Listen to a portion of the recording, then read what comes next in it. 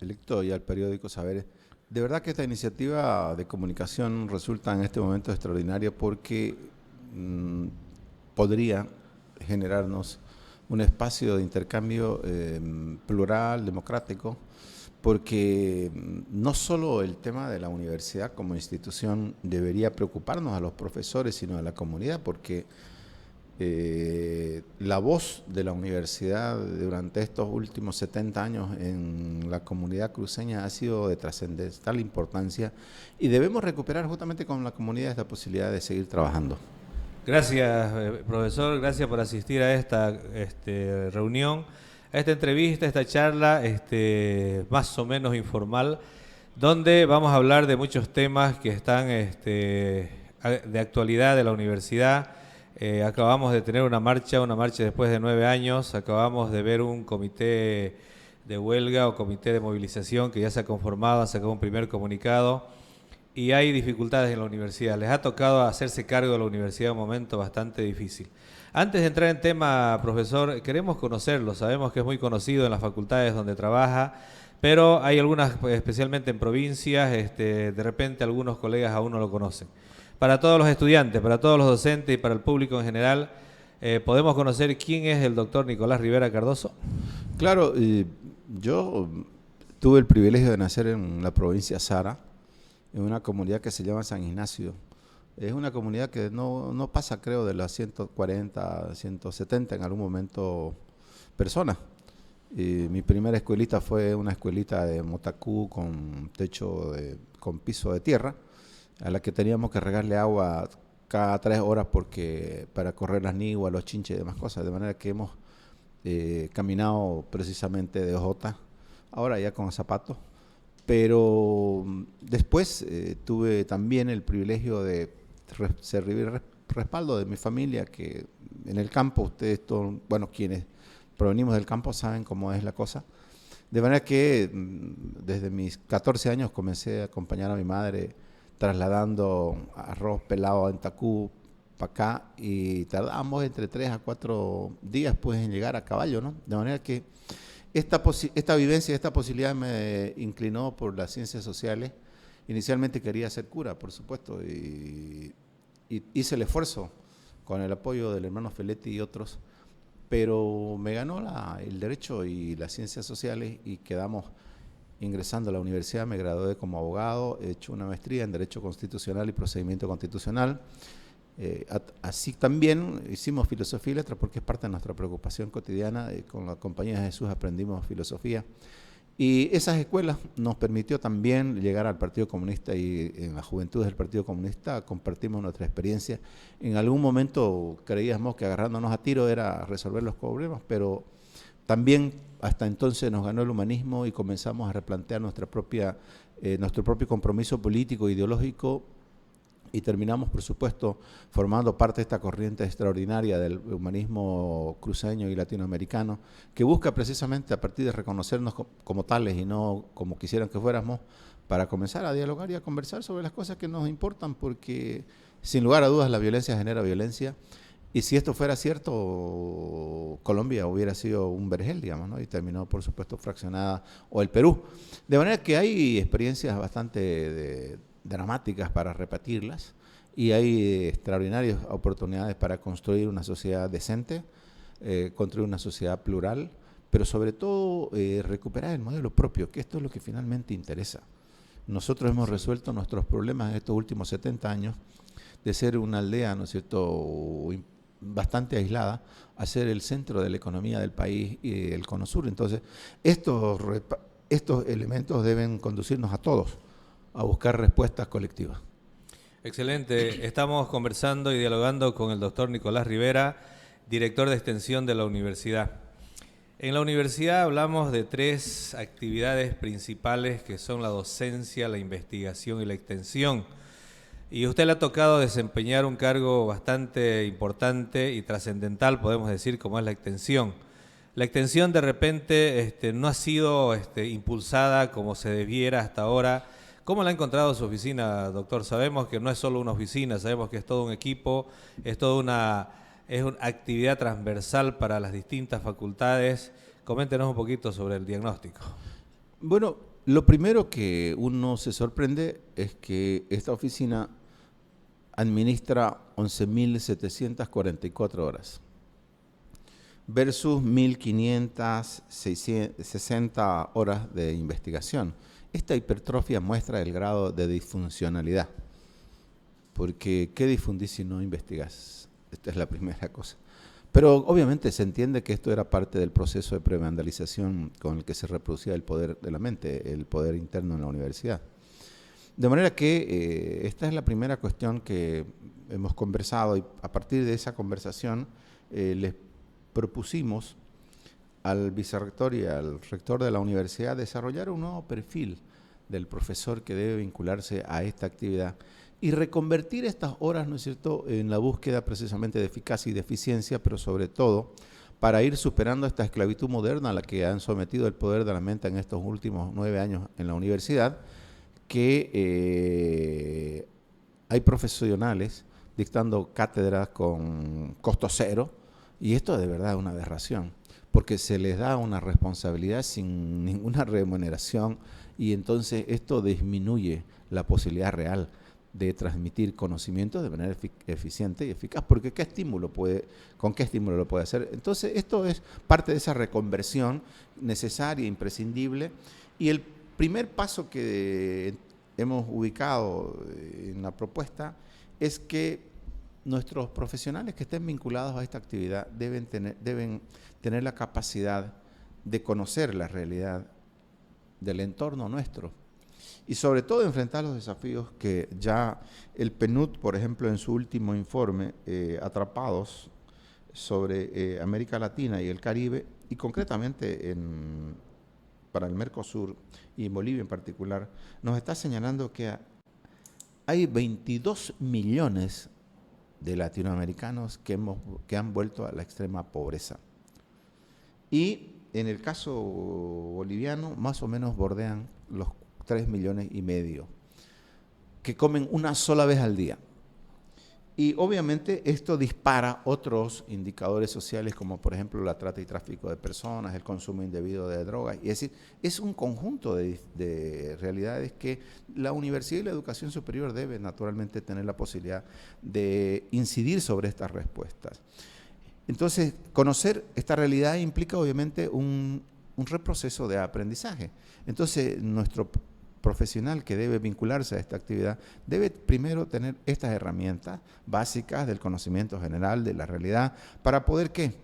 Ser un agente de cambio, pues, porque si no, no va a pasar nada. Y esto implica, digamos, vincular toda la actividad interna de la universidad. Por ejemplo, ayer conversábamos con los directores del canal universitario, del ICAP, de UTALAB, para ver efectivamente comenzar a replantear este proceso interno que permita precisamente comunicar lo que la universidad hace, pero también, ¿no es cierto?, recuperar la presencia de los intelectuales y académicos que están vinculados precisamente a través del arte, de la cultura, que pueden retroalimentar nuestra capacidad de difusión. La editorial universitaria tiene que necesariamente buscar precisamente ser este canal que difunda la creación y la creatividad. Conversaba con Paz Padilla el otro día y con Nicolás Villarroel, dos jóvenes de la nueva camada de intelectuales cruceños, y ellos estaban preocupados y están preocupados porque la universidad cada vez está más lejos de encontrar este camino que le ayuda a difundir la nueva creación. Y entonces este perfil de este profesional debe tener esta capacidad de aprehensión de esta realidad, trasladarle esa realidad, ¿no es cierto?, hacia elementos productivos concretos. Y el primer elemento de esta sugerencia es replantear esta distribución de la carga horaria para que efectivamente llegue, ¿no es cierto?, a ser parte de este proceso de reconversión total, pero al mismo tiempo el segundo elemento que debe desarrollar el profesional vinculado a la extensión es aprender a comunicar de manera adecuada lo que tiene que hacer. Y lo tiene que hacer a través del diálogo, es decir, no se comunica lo que no se conoce, ¿no? Es decir, tampoco se aprecia lo que uno no conoce. Entonces, esta es la realidad que tenemos que vincular. Y tercero, naturalmente, debe tener la posibilidad de incorporar la tecnología al proceso. Y entonces, nuestros amigos que han estado, ¿no es cierto?, generando actividad de extensión, para que efectivamente todo sea cierto, debe tener algunas referencias prácticas. Por ejemplo, queremos incidir sobre el tema de la zoonosis en la ciudad de Santa Cruz, cuando, por ejemplo, la rabia y la tosoplasmosis ya son un problema de salud pública. ¿Por qué no hay una respuesta a esto? Porque está claro, con 1.600 horas de investigación me imagino que será imposible hacerlo, pero con 11.000 horas de extensión, entonces, ¿cómo comunicamos lo que no sabemos?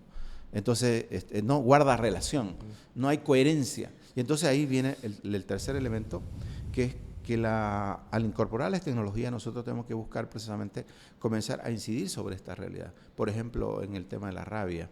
En estos últimos 45 días han habido, creo que 4 o 5 niñas y niños que han fallecido por el contagio. ¿Por qué? Porque en nuestras casas hemos comenzado a introducir prácticas que son absolutamente normales dentro de cualquier sociedad, pero la excesiva presencia de mascotas en nuestras casas también compite con la salud y compite con la alimentación.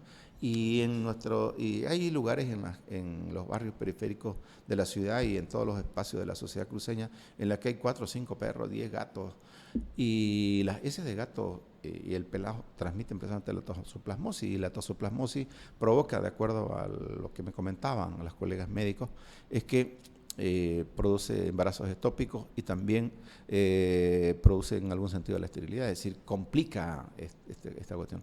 ¿Y qué estamos haciendo? ¿Cómo podemos ayudar a resolver este asunto? Entonces, esta sugerencia de replantear todo esto, utilizar la tecnología, ¿es para qué? Es para recuperar la confianza que hemos perdido al interior de la sociedad. Como todos somos parte de un conjunto de cuestiones al interior de la sociedad, yo debo confesarle que me he retirado de varios grupos de amigos, como los Rotarios de Las Palmas y otros, porque la primera pregunta que nos hacían, oye, ¿qué pasa con tu universidad, viejo? Mira, que dicen que venden exámenes, mira, Montenegro con título, es decir, todas estas cosas. Y uno, ¿qué le va a decir? Yo opté pues por ir retirándome poco a poco, porque esta crítica es muy mordaz. Y hasta que, bueno, responder, ¿no? En un momento tuve que decirle, mira, viejo, yo soy profesor de la universidad, no tomo decisiones sobre nada. Pero sos parte, claro, sí, y yo escribo generalmente haciendo observaciones sobre esta realidad, le dije, pero si no nos involucramos en la respuesta, va a ser muy difícil que cambie.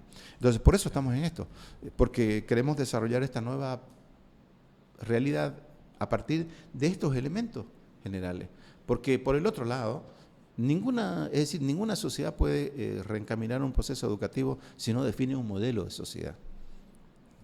Y nuestra sociedad, que se moldeó, ¿no es cierto?, a partir de las luchas regionales, nos plantea una sociedad abierta, y una sociedad abierta tiene por sus propios enemigos, y estos enemigos fundamentalmente, ¿no es cierto?, son la ignorancia y la instrumentalización del conocimiento. Entonces nosotros tenemos que jugar el papel precisamente de volver a cohesionar a través del proceso de aprendizaje y de formación la sociedad que queremos.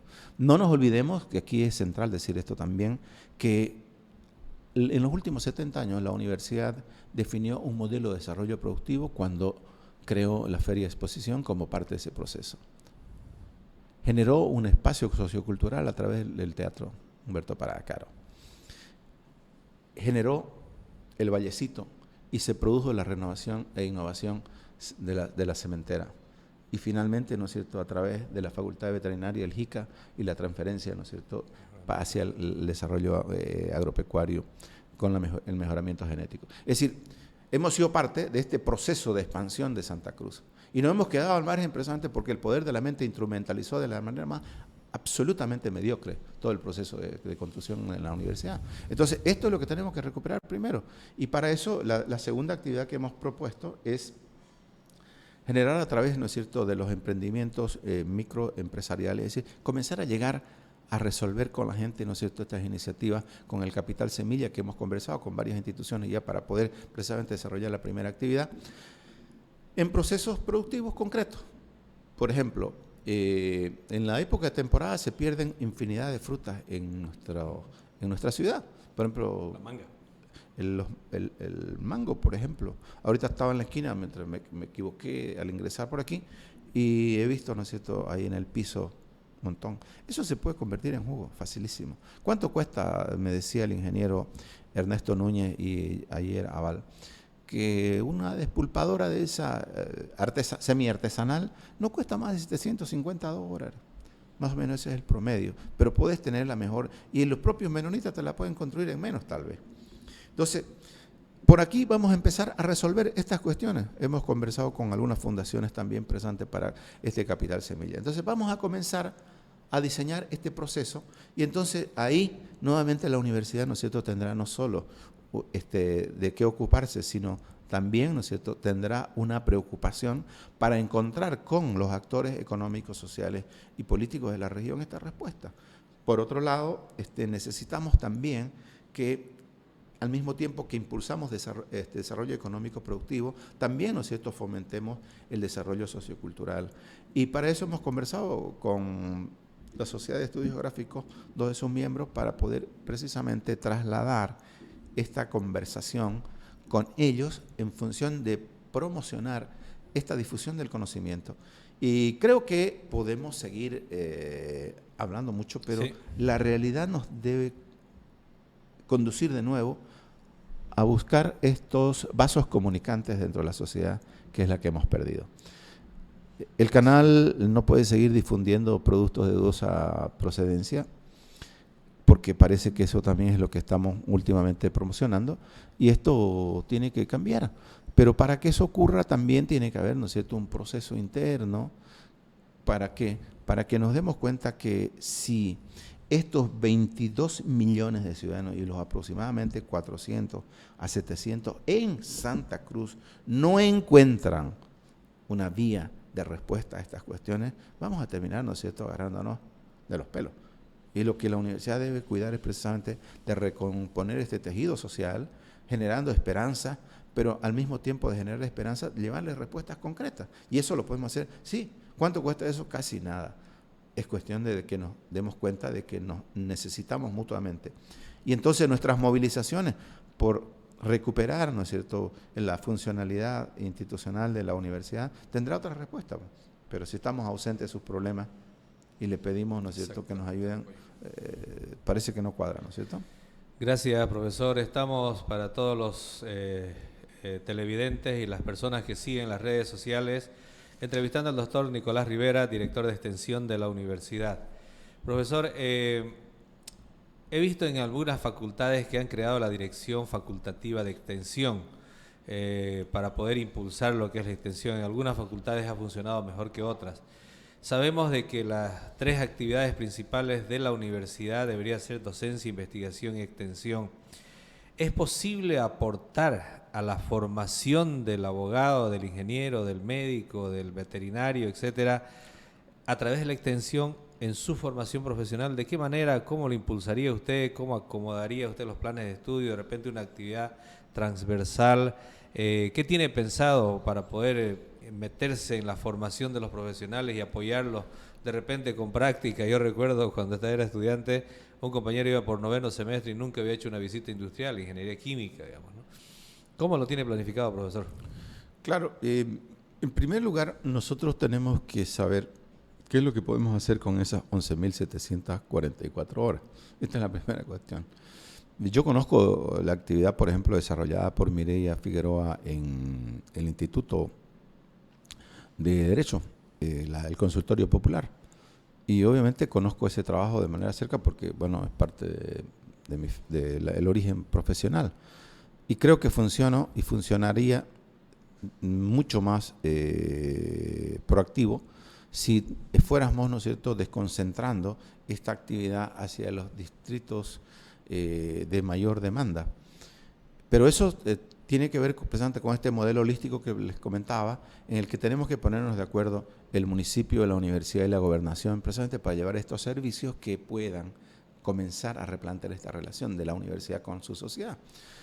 De la misma manera, por supuesto, ayer conversaba justamente con Johnny sobre el tema de lo que hace el UTALAP y los servicios que presta.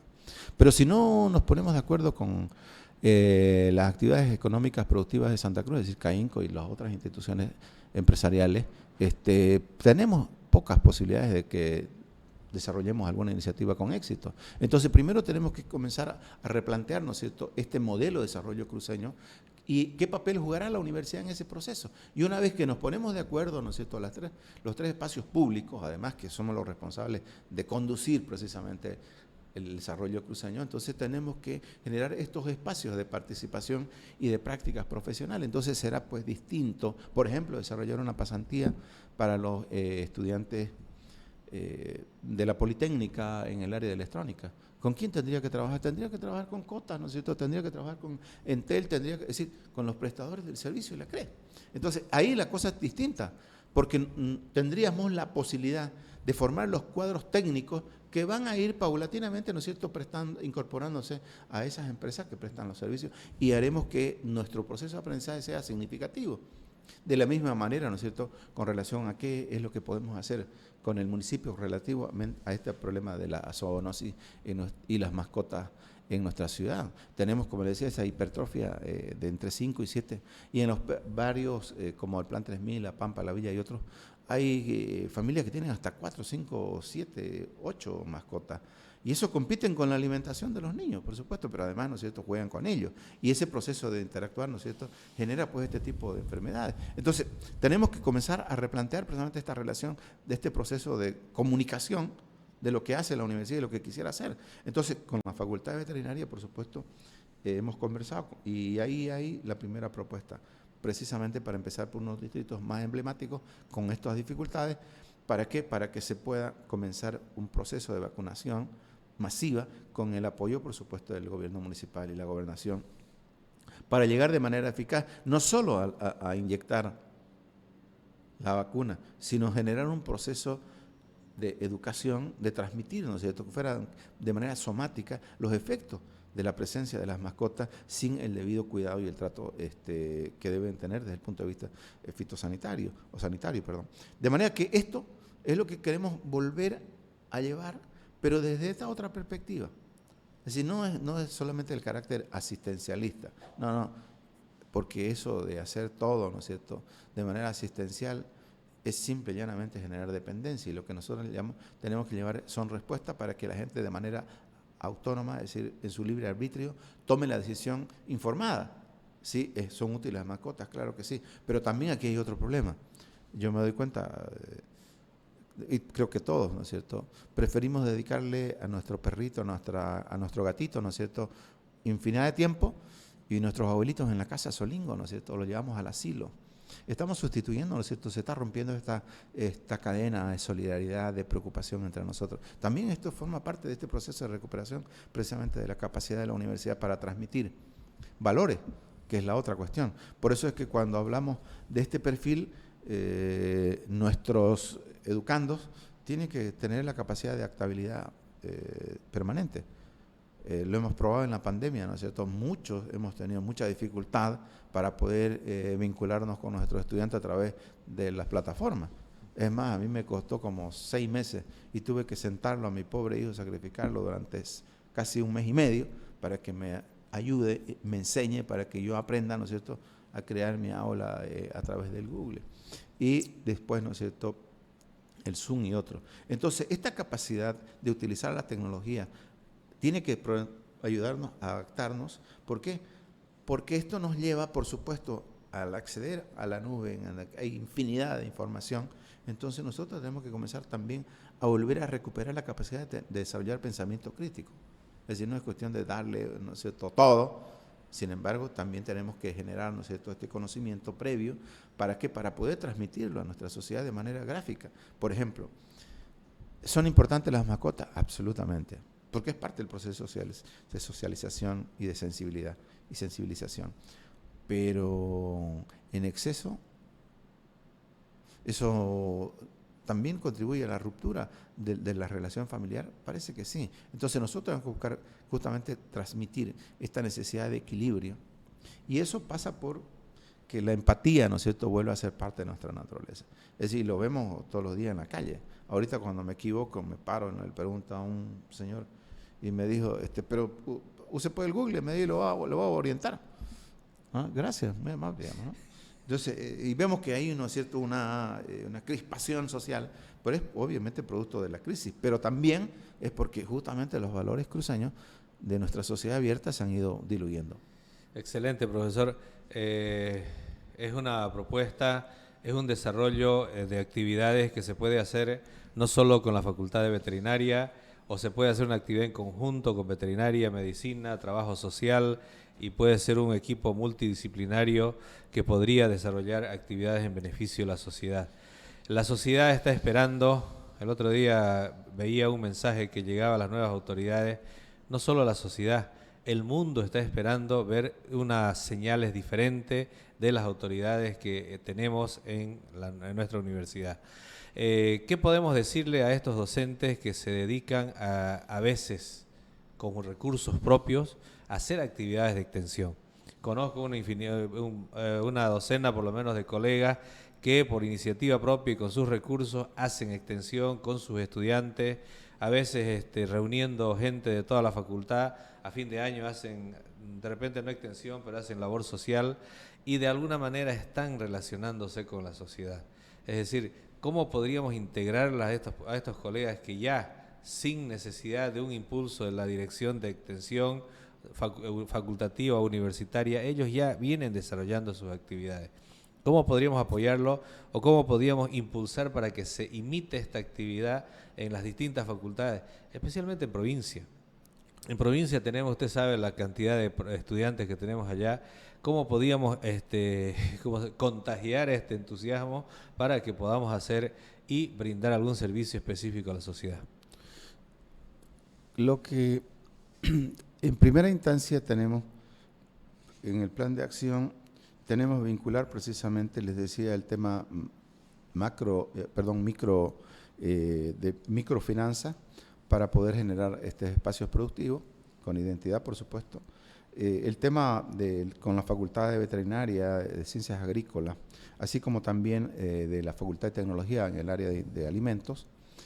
Inicialmente tenemos estas líneas operativas, pero esto es solo el comienzo con el que vamos a comenzar a desarrollar, es decir, 13 propuestas, porque debemos entender que en los próximos 2 años la universidad debería contar con un nuevo modelo de desarrollo educativo.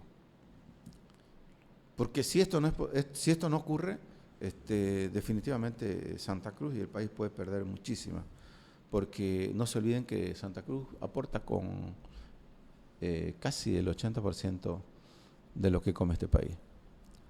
Entonces, si no logramos desarrollar un modelo productivo que cambie de matriz, es decir, esta matriz extensiva que hasta ahora ha sido exitosa, debe convertirse en una matriz intensiva, ¿no es cierto? Y esto implica, obviamente, introducir tecnología, capacidad, resiliencia. Entonces, tenemos que comenzar a replantear. Y en este contexto, el modelo educativo nuestro tiene que acompañar este proceso. Entonces, este replanteo precisamente tiene que ver con esta reconversión de las horas de investigación y extensión para volverlas de verdad, efectivamente, una actividad productiva. Y los colegas que se dedican en este momento a hacer estas actividades encuentren, pues, la relación con esto. Miren la paradoja. Hay 11.740 horas y don Lorgio Vaca y don Tito Kuromoto y otros profesores nuestros no pueden acceder a ellas. Y otros colegas que quisieran hacerlo, como el arquitecto Bonino y otros que tienen una serie de iniciativas para el tema de los espacios públicos y de la sociedad. O la propuesta del ingeniero Castro de un programa de desarrollo piloto, ¿para qué? Para la titulación de una serie de barrios periurbanos que no cuentan con ninguna documentación, que lo podemos hacer. Y ahí se han desarrollado las tesis. Pero ¿a quién le interesaba? Al poder de la mente le interesaban otras cosas, ¿no? Porque eso era una falacia, digamos. Y lo que nosotros queremos volver es a esta realidad. Y esta realidad nos tiene que convocar precisamente a replanteo desde adentro hacia afuera y de afuera hacia adentro. ¿Para qué? Para poder reencontrar estos espacios de diálogo. Y otra paradoja, los colegas que producen, por ejemplo, textos y que escriben con regularidad, tienen en la imprenta universitaria, ¿no es cierto?, supuestamente el apoyo. Pero lo volvieron un negocio eso y no funciona, pues. Y efectivamente, cuando se acordaron de que podían hacerlo gratis, ya fuera cuando entraron en la campaña, digamos. Y entonces, cuando ya todo es gratis, todo el mundo desconfía, ¿no es cierto? Y claro, a partir de esa gratuidad, ¿no es cierto?, comenzaron a matar el UTALAB, comenzaron a matar la imprenta, así, comenzaron a matar todo, pues, ¿no? Los posgrados. ¿No? ¿Cómo? Pues gratis. Lo que es gratis no funciona. ¿Y por qué? Porque pierde calidad, pues esto es elemental. Entonces, pero estas cosas, obviamente que va a costar mucho redireccionar, porque justamente ahora que estábamos precisamente con esta cuestión del salario y el pago atrasado, que ¿verdad? Es una preocupación y es un contrasentido, ¿no es cierto?, que los profesores no puedan cobrar de manera normal su salario.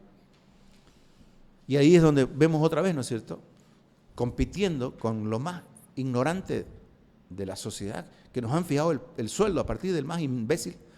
Pucha, qué macana, ¿no? ¿En qué sociedad es esta? ¿Cómo despreciamos la intelectualidad? Entonces, pero todo este conjunto de cosas tenemos que replantearla y volver a reencontrarnos, ¿no es cierto?, en este espacio abierto, un modelo que nos pueda contener a todos. ¿Por qué? Porque la diversidad nuestra debe ser, pues, precisamente esta posibilidad de que entre distintos, diferentes, podemos encontrar sentidos comunes, claro, siempre lo hemos tenido. Y siempre lo van a seguir habiendo. Históricamente fue así. Grecia empezó siendo eso. Pero ¿qué fue lo que logró generar el principio del bien común? El conocimiento. Porque nadie quiere lo que no conoce, pues, ¿no? Segundo, debe ser un modelo de desarrollo plural, pero por supuesto, pues, porque eso tiene que ver con la sociocultura. Es recuperar la cultura cruceña, la cultura oriental, ¿no es cierto? ¿Para qué? Para que en esta sociedad abierta todos volvamos a sentirnos parte y no, ¿no es cierto?, mirarnos con desconfianza. Yo en la mañana, con esto cierro el comentario, les decía a los estudiantes de sociología precisamente que Demetrio Pérez se convirtió, ¿no es cierto?, en un poderoso agropecuario e industrial cruceño. Llegó aquí a sus 5 o 6 años a Montero. Miren qué racista había en estos Camba. Y un señor como él era presidente de la más poderosa rama de la industria cruceña. Entonces, esto desmiente este racismo que quieren endilgarnos.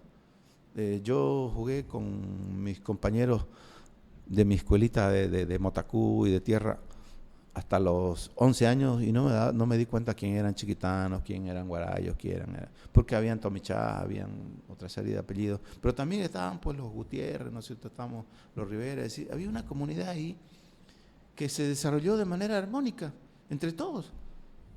Y cuando me di cuenta que eran diferentes, nunca, si nos bañábamos chutos en el mismo río. Entonces esto no es cuestión, ¿no es cierto?, de buscarle peros a la cosa. Es nomás devolver por el sentido de la identidad propia, sin pretender convencer a nadie, sino persuadir de la necesidad que tenemos de encontrar respuestas colectivas a nuestros problemas, porque de otra manera no será posible. En esta sociedad, ¿no es cierto?, cosmopolita como la nuestra, estas capacidades ya instaladas deben encontrar, ¿no es cierto?, su traslado hacia la microeconomía presente. ¿Para qué? Para que volvamos a tener, ¿no es cierto?, una comunidad cohesionada. Y la universidad y el proyecto educativo nuestro tiene que lograr eso. Pero le digo, en los próximos 2 años, la universidad debe tener definido un modelo que acompañe al proceso productivo, pero al mismo tiempo, ¿no es cierto?, potencie el desarrollo democrático del país. Porque obviamente sin democracia esto no camina. Excelente. Profe, seguimos conversando muy amenamente con usted. Realmente son puntos de vista muy interesantes que nos obligan a pensar, nos obligan a repensar la situación en la que estamos. Su apreciación, profe, de la situación que vive la universidad. Yo sé que usted de repente no es la actividad principal de su oficina, pero estamos viviendo una realidad bastante dura. Hemos tenido una marcha, tenemos movilizaciones programadas para los próximos días, hay algunos conflictos no resueltos en el país. ¿Cuál es su percepción? ¿Qué va a pasar con esta universidad? ¿Cuál debería ser el norte que deberíamos seguir? Su análisis, profe. A ver, volvamos al principio. Lo que el rector y el vicerrector nos ha planteado a la Dirección de Interacción Social es precisamente introducir, ¿no es cierto?, un modelo económico para nuestra universidad a partir de la venta de los servicios hacia la comunidad, ¿sí?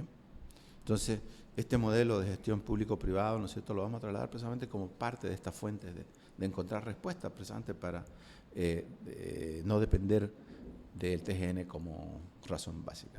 Y eso solamente se desarrolla con iniciativas, por eso cuando hablamos de la producción y la productividad y de las despulpadoras y de estos modelos, ¿no es cierto?, socioproductivos, es precisamente para buscarle incorporar, ¿no es cierto?, el conocimiento a la producción y la productividad, ¿no es cierto?, transformarla en recursos. Entonces, este es un proceso horizontal. Y la relación económica asimétrica que existe con la universidad y la educación pública en general es parte de este proceso pues, de dominación con el que se construyó el país, ¿no es cierto? Después de la Revolución del 52 se ha vuelto a reconcentrar casi todo, ¿no es cierto? Por eso es que, atendiendo a esa realidad que nos ha propuesto el rector y el vicerrector, estábamos consultando, por ejemplo,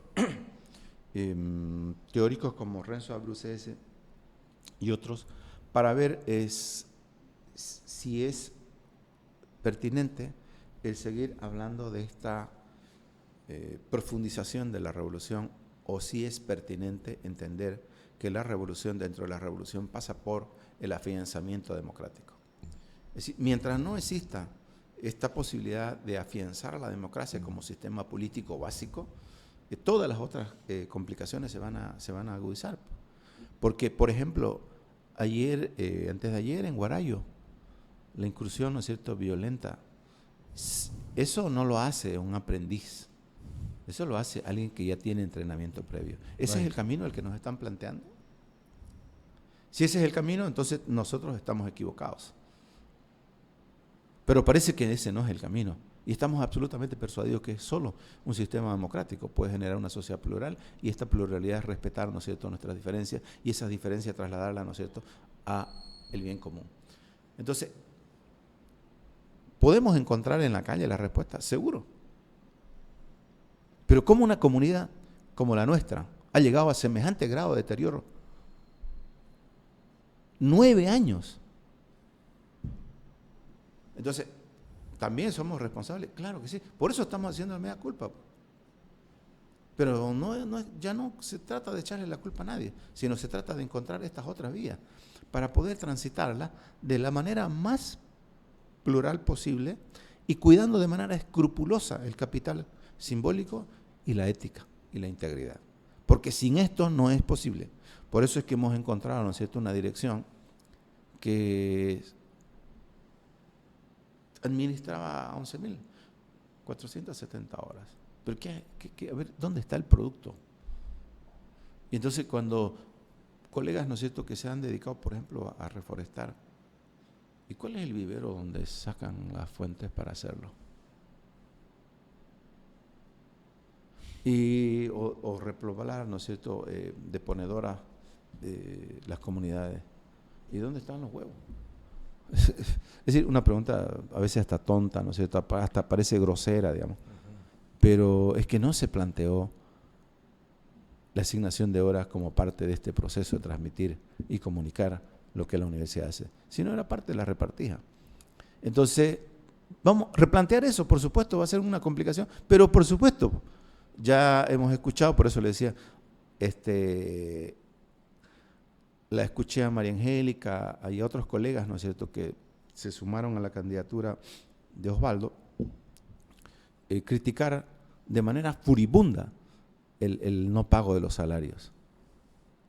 Y todos los días, ¿no es cierto?, fustigando a las cosas. Y eso es una manera de encubrir, ¿no es cierto?, para no llegar al fondo de este asunto. O sea, se utiliza el problema salarial para no discutir los problemas de verdad. Se lo utiliza como una cortina de humo, ¿no es cierto? Y en una comunidad académica como la nuestra, supuestamente, debería ser pues al revés, ¿no ves? Tendríamos que utilizar las herramientas del conocimiento para ponernos de acuerdo en qué es lo que queremos hacer, cómo lo queremos hacer y para qué lo queremos hacer y por qué lo tenemos que hacer.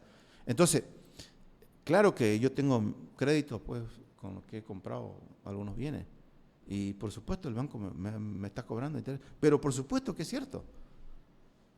Pero eso es suficiente para que yo comience a despotricar y no haber hecho el mea culpa previamente. ¿Por qué hemos llegado a esto?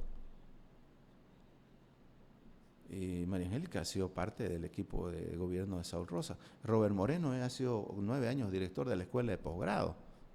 Mi amigo Gustavo ha sido también Dúa y Daga. Entonces, conoce cómo funciona. Es decir, casi todos han sido parte de este proceso. Y nos estamos queriendo hacerlos del otro viernes.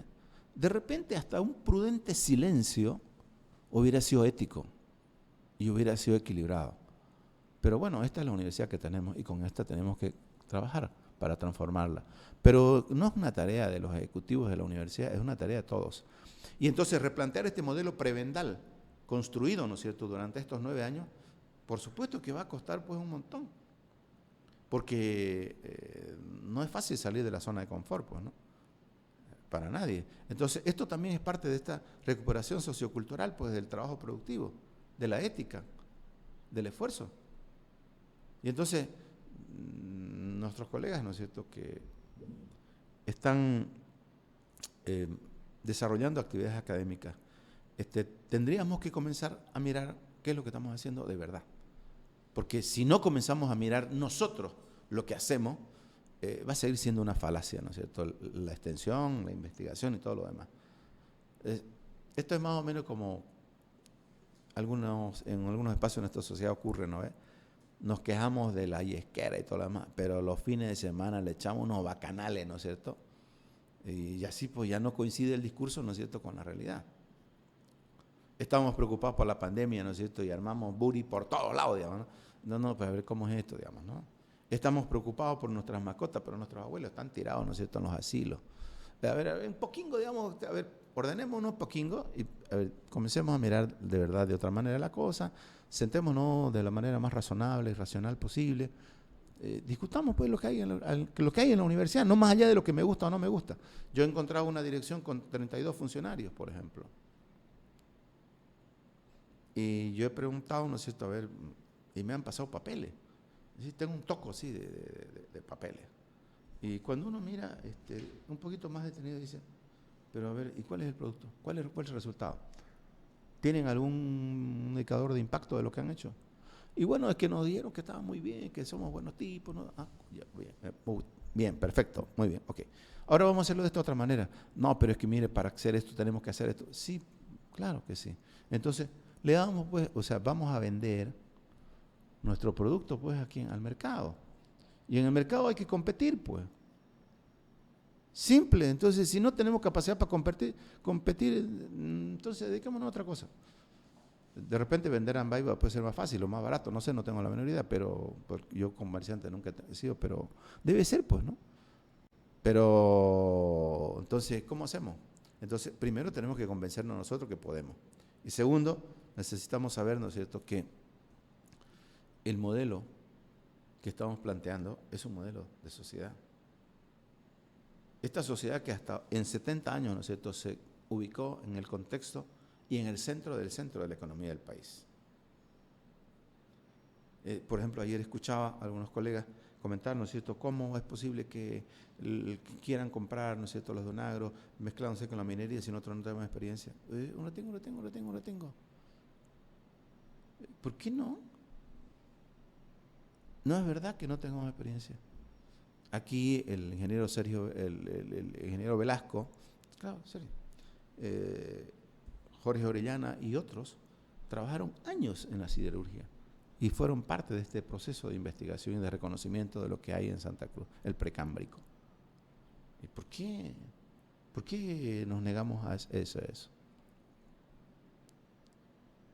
Y entonces volvemos al comienzo, ¿no ves? Si con 1.500 horas de investigación no hemos logrado establecer líneas investigativas y las quemas en la Chiquitanía siguen siendo una realidad lacerante. El ecocidio, el biocidio es, ¿no es cierto?, brutal. Y creemos que, pero es que tienen que producir pues carbón allá, ¿no? No me parece pues muy bien, claro que me parece. Pero ¿y los servicios ambientales? ¿Acaso no sabemos que solamente en la quema en el Chaco, chuquisaqueño, cruceño y tarijeño, de acuerdo a la investigación que ha hecho la Universidad Católica del Paraguay, La eliminación de las abejas, producto de las quemas, incide de manera directa en la producción de la zona. Y en el caso del maíz ya es patético. Entonces, ¿por qué? Porque las abejas pues, juegan ese papel de polinizadores, ¿no? Entonces, ¿no sabemos esto? A ver, no, creo que no es verdad, ¿no ves? Pero, ¿con qué capacidad lo hacemos? O sea, nos dan, sí, a ver, para que llene su carga horaria, ¿no es cierto? Para que no siga hinchando la guinda. Ya dele en extensión, ¿no es cierto? ¿Por qué va a hacer? No sé, pues velo vos ya, ¿no? Claro, entonces, así no funciona. Y entonces nosotros queremos replantear este modelo, ¿no es cierto? Reconvertir todo el proceso. ¿Para qué? Para que cada cosa tenga su lugar. Y entonces de repente necesitamos 10.000 horas de investigación, pues. Entonces, Maranzenbaum y todo el equipo, ¿no es cierto?, que han dirigido este proceso durante años, producirán pues cosas distintas, ¿no es cierto? Entonces, por ejemplo, la harina de QPC se puede industrializar y formar parte, ¿no es cierto?, de la dieta para los de la tercera edad, pero sería extraordinario, digamos, ¿no? Es decir, solamente para mencionar lo que ya sabemos, pero Napoleón dejó una muy buena línea de investigación en el lácteo y otros. Entonces, ¿por qué no ponernos de acuerdo, ¿no es cierto?, con el Estado? ¿Para qué? Para que nuestros laboratorios formen parte de ese circuito público que ayude, ¿no es cierto?, a profundizar el proceso. ¿Por qué? Porque yo voy al SENASAP, ¿no es cierto?, y me tardo 8, 10, 14 meses. ¿Para qué? Para que me certifiquen una sola cosa. ¿Y por qué no lo podemos hacer de manera conjunta? Si se supone que nosotros tenemos las herramientas tecnológicas, la masa crítica para hacerlo. Entonces, podemos ser un auxiliar del Estado de manera directa. Contribuimos al proceso de expansión productiva porque eliminamos la burocracia, que es el que impide la legalización de la actividad, porque, oye, si el Estado es el que te induce, ¿no es cierto?, a convertirte en informal, pues lógico. Yo cuento siempre la experiencia. Un grupo de jóvenes salieron de la facultad de bioquímica y querían, ¿no es cierto?, montar su propio laboratorio y una pequeña farmacia. Peregrinaron 9 meses. Gastaron no sé cuánto los pobres chicos. Hasta que me dijeron, o sea, que profe, no lo vamos a hacer. Y no lo hicieron. ¿Por qué? Porque el papel tarda un año, este otro, ¿no es cierto?, tarda otro tiempo, y como son 20.000 papeles, entonces se pierde. Y obviamente, cuando la propuesta es al revés, pues, démosle la oportunidad que empiecen durante un año, como es en cualquier parte del universo. ¿Quieren emprender algo? Muy bien. Métale.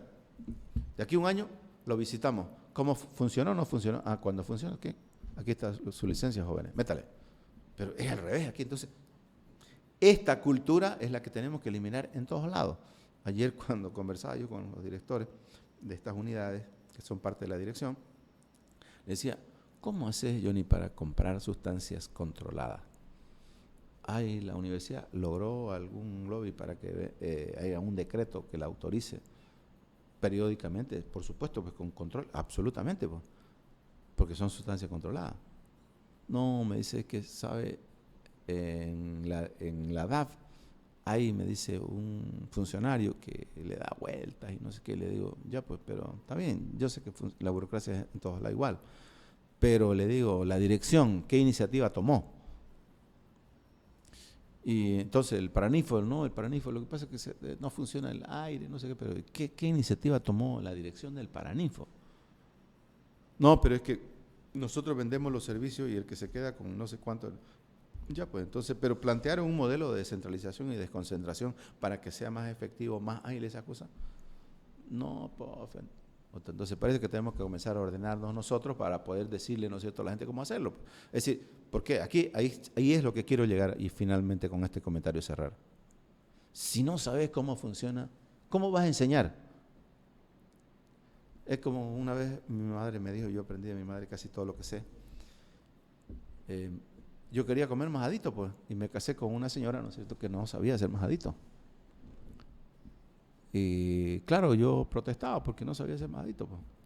Hasta que una vez me escuchó mi madre y me dijo, a ver, vení, ¿vos sabés cómo se hace un majadito? No. ¿Y tú cómo crees que aprendan los demás si vos no sabés hacerlo?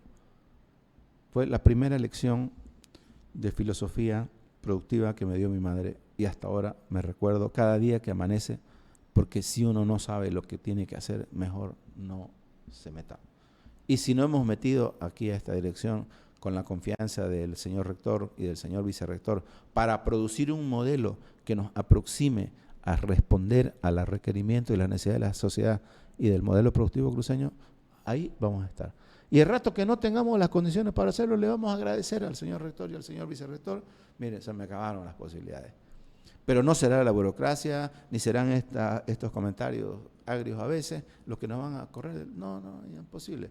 Pero vamos a ser naturalmente muy cautos y prudentes en nuestra relación con las facultades, porque queremos naturalmente construir un modelo que vaya desde la base hacia afuera y de afuera hacia adentro, porque esa es la única posibilidad de medir la eficacia y la eficiencia de lo que estás haciendo. Cuando la gente te dice, funciona. Si no funciona, mejor no. Porque además hay que saber, pues nadie da lo que no tiene, ¿no ves? Ni nadie enseña lo que no sabe. Entonces es mejor nomás bajarle un poco los decibeles, ¿no es cierto? Y comenzar a replantear internamente, convenciéndonos nosotros, persuadiéndonos nosotros de que se pueden hacer las cosas de manera distinta, claro que sí. Excelente. Agradecer en esta entrevista al doctor Nicolás Rivera, agradecer a las distintas facultades y provincias que nos ayudan a retransmitir este programa en vivo a través de las páginas o los fanpage que tienen cada uno de ellos a través del Facebook Live. Gracias, doctor Nicolás. Realmente yo me quedaría 2 horas tranquilamente escuchándolo. Siempre hay algo que aprender, siempre hay un análisis nuevo que hacer y algunos puntos de vista que a veces nosotros no los tomamos en cuenta. Sus palabras finales, doctor, háblele a los docentes, háblele a los estudiantes en los últimos minutos del programa. No, primero, gracias al periódico Saberes, tenés un equipo dinámico, bastante joven. Creo que esa es una de las razones por las que las cosas se vuelven más ágiles. Y decirle a los colegas y a la comunidad cruceña boliviana de que estamos ahí para construir un modelo que nos sirva a todos. Un modelo que nos aproxime a la respuesta a la sociedad. Pero también estamos ahí, ¿no es cierto?, para cuidar la integridad y la economía de la institución. Si no tenemos un comportamiento ético en todo lo que hacemos, va a ser muy difícil que recuperemos la confianza. Es decir, tenemos que mostrar primero nuestra capacidad de hacer para poder lograr, ¿no es cierto?, que la gente perciba en nosotros esta necesidad de cambio. Y cuando nos sumamos a este proyecto, lo hicimos precisamente porque estamos convencidos de que hay posibilidades de hacer las cosas mejores. Aquí solamente hay un plan de 11 tareas, de 13 tareas, y que van a ser, por supuesto, discutidas con todos los espacios institucionales de la universidad. Esperamos, obviamente, que en este diálogo se vuelva productivo y que esta productividad pueda trasladar, ¿no es cierto?, esas iniciativas en respuesta a los problemas que tienen en Valle Grande, por ejemplo, con una serie de iniciativas, o los productores de miel en Portachuelo, digamos. Es decir, yo tengo parientes que se dedican a la salchicha y me gustaría, ¿no es cierto?, que al cabo de la gestión poder haberles ayudado, ¿no es cierto?, a internacionalizar el producto, generándole, ¿no es cierto?, empaques y otras medidas de bioseguridad que son absolutamente indispensables, o en su defecto, ¿no es cierto?, ponernos de acuerdo con los gremiales en nuestra ciudad. ¿Para qué? Para generar mercados saludables. Es decir, tenemos muchísimas cosas que hacer, pero vamos a empezar por casa, poniendo en orden lo que tenemos y una vez que nos pongamos de acuerdo, salimos hacia afuera. Muchísimas gracias. Gracias, los agradecidos somos nosotros, doctor. Y esta ha sido una entrevista del periódico Saberes, tratando de conocer los planes y la proyección que se le da a la universidad. Hoy nos hemos enterado de la planificación que tiene la Dirección de Extensión para los próximos 4 años en esta universidad. Agradecido con los docentes, estudiantes y el público en general que nos sigue. El próximo sábado tendremos la presencia de la doctora Marvel Galeán, directora de posgrado en esta universidad, para también conocer en detalle la planificación y las novedades que nos tiene en su gestión. Muy agradecido y será hasta el próximo sábado. Tengan todos muy buenos días.